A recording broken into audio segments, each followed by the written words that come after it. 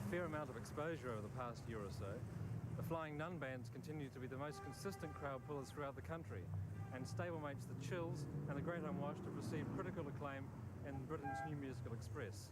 The Flying Nun bands aside, we see new bands cropping up in Dunedin, such as The Idols and Working with Walt. And I see the lights are mounting and coming across at me, the K Road. And I wonder what the people are doing. Are they reading the newspaper or their TV?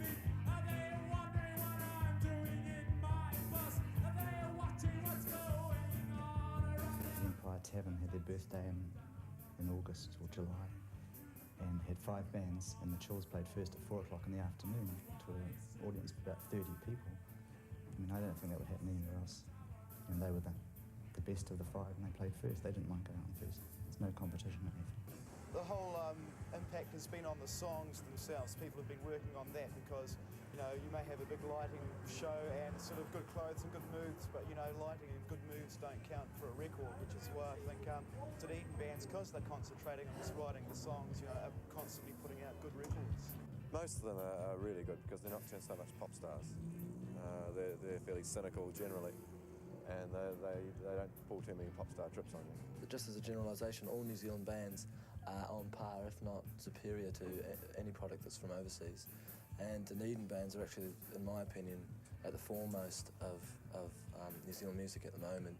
The Flying Nun sound has been around for a while, and it started with the Enemy and what have you, but like there is a move away, like everything's got to change. But the beauty of Dunedin is that because the music's so controversial here, the musicians are constantly trying to be original. Long on an air bus, looking at the drops of water and the drops all around me, running to the road and the decayed houses on the side of the street and the pavements running along Tarsier Road and the white lines passing before me. The Empire Tavern in Princes Street. This weekend, newcomers to the Flying Nun fold The Rip are playing, but not so long ago this was the testing ground for another group of young hopefuls. The now famous Flying Nun Brothers. Is there a danger perhaps of Flying Nun Stable becoming perhaps an exclusive club? Or is it intended to be that way? I don't think so at all. Apart from the logistics of the fact that Flying Nun can only have so many bands, yeah, they've got to exist as a financial operation. Then again, bands who sort of try to get on it, like a couple of sort of more well-known bands have tried to get on it and they've been rejected, so, you know, they sort of make accusations of it being an elitist club, but I don't think it is. There's a recent NME review of The Chills and Great Unwashed, which seem to be pretty positive. Is that, do you think Roger might perhaps be looking towards marketing some of your product overseas? Well, it'd obviously be a good idea, I think. It's certainly as valuable as anything that's happening in Britain at the minute, which isn't very much. So obviously, I mean, as long as there's a market for half-decent music, then I see no reason why Roger can't have quite a big success. Do you think their success has probably spurred other bands on down here? Oh, definitely. Yeah, I mean, if you look at it historically, the Beatles in Britain in the 60s, there was millions of really good second and third division bands clawing onto their coattails. Same thing happened in Australia with the Easy Beats. I think as long as there's a magic band there at the top, like the Chills, or before them the Clean, before them the Enemy, you're going to get lots of bands. I think they're going to inspire lots of bands. Another undercurrent of other bands coming through. Above those, they're sort of Dunedin, or nationally known Dunedin bands now, which is very healthy for the Dunedin scene now. Are they adhering to the Flying Nun Stable? Not totally. Some of them find the Flying Nun Stable boring old farts. But you know, they are still very much, I guess, in the Dunedin tradition. Dunedin's numero uno gig, the Captain Cook. Unfortunately, the biggies like the Chills and Verlaines aren't playing this weekend, but for the new bands, it's a good chance to flex their muscles. Equipment-wise and recording-wise is nowhere near as good as Auckland. Like, you buy guitars down here and they're generally $100 more than they are in Auckland, and just general things like that. The availability of equipment, new new stuff on the market. Yeah, but it's not isolated musically. Musically, I think more is happening down here because there's a wide range of styles of music? Isolated from commercialism.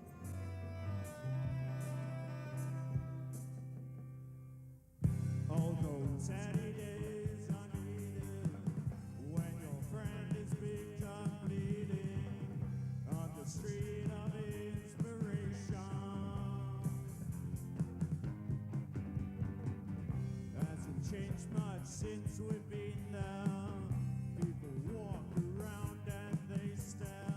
We sit and breathe the nostalgic air. We started off up north, and then 3 years ago we moved down here. It's been difficult, I suppose. We don't really play rock music as such. Over my body, over my body. Set awoke, musical life. Set awoke, musical life. Do you find it any advantage being perhaps the only all-girl band around town? Yeah, in a way, because people have been good to us, like, with gear and stuff, but in some ways it's a disadvantage because sometimes people don't take you seriously, or if they hear a song that they like, they seem quite surprised, that girls actually can do it, but I don't know, women I should say.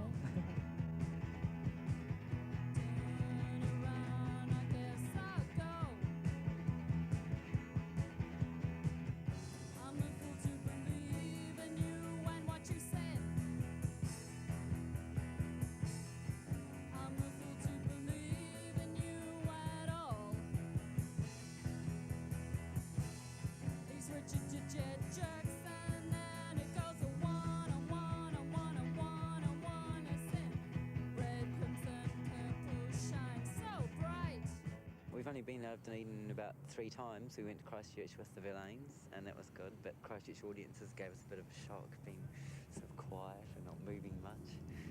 And we went to Christchurch with the Double Happies again to help finance our recording, and down to Gore to open the Gore Arts Festival.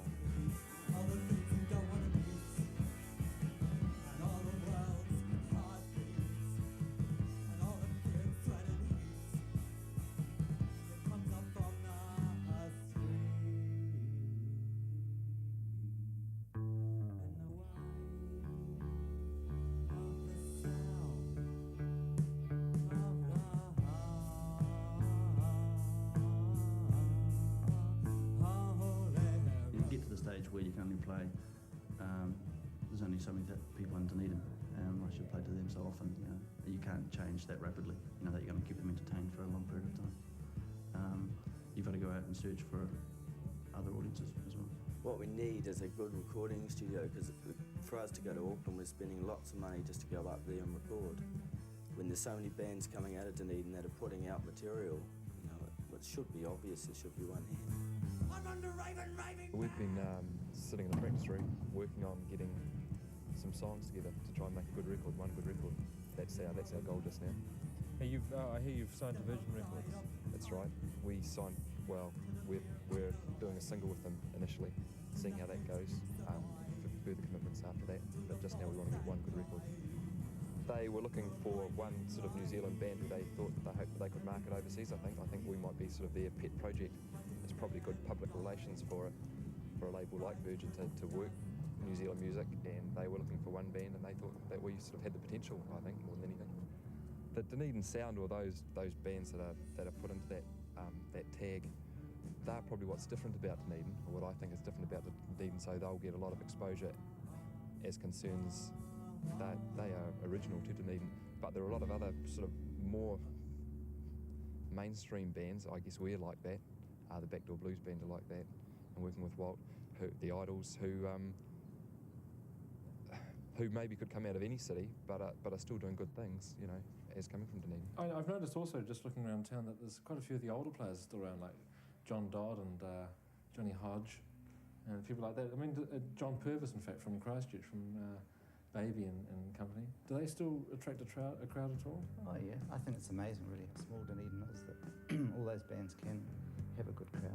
In fact, I think a band like the Chills get a relatively small crowd relative to how good they are. Because I think these other bands have still got their following, and Dunedin's not really big enough to have giant crowds, but they've all got good crowds.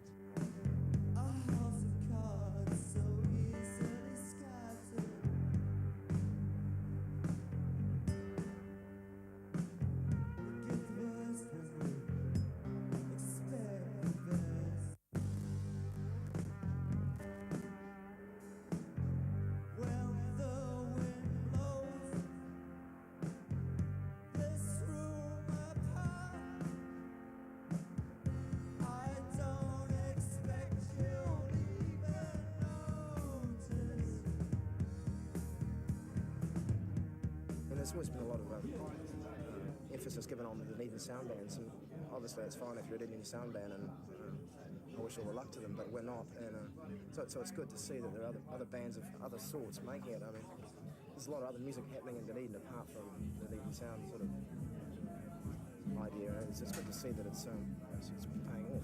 It's getting a little bit of recognition. Sure. And where do you think you'll eventually end up being based? Well, I think probably the North Island. I think there's just a bit more happening up there. I mean, Dunedin's a great place to start a band. We started from absolute scratch, you know, and it worked because there were venues to get a hold of, just the same as all the other Dunedin bands started. I mean, we were inexperienced and pretty inept, but we were able to sort of grow up in public, whereas a lot of other centres, you can't do that. You know, they expect a very high level of performance and musicianship straight away, and that's one of the good aspects about coming through the Dunedin sort of thing.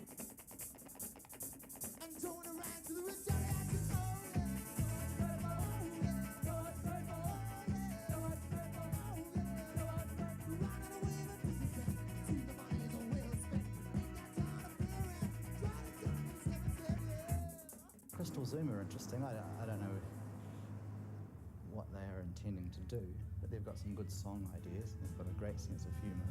The underage thing seems to be, there seem to be few and far between around Dunedin. Yeah, a lot of hassle with the police, not so much as them picking on underage things, just things get broken up. The venue owners especially are not keen for the same reason, and also I think a lot of bands just aren't interested in organising. There's a lot of work to put in. You know, this one was really about 2 days solid work. The fireman and his dog come to round up the ship.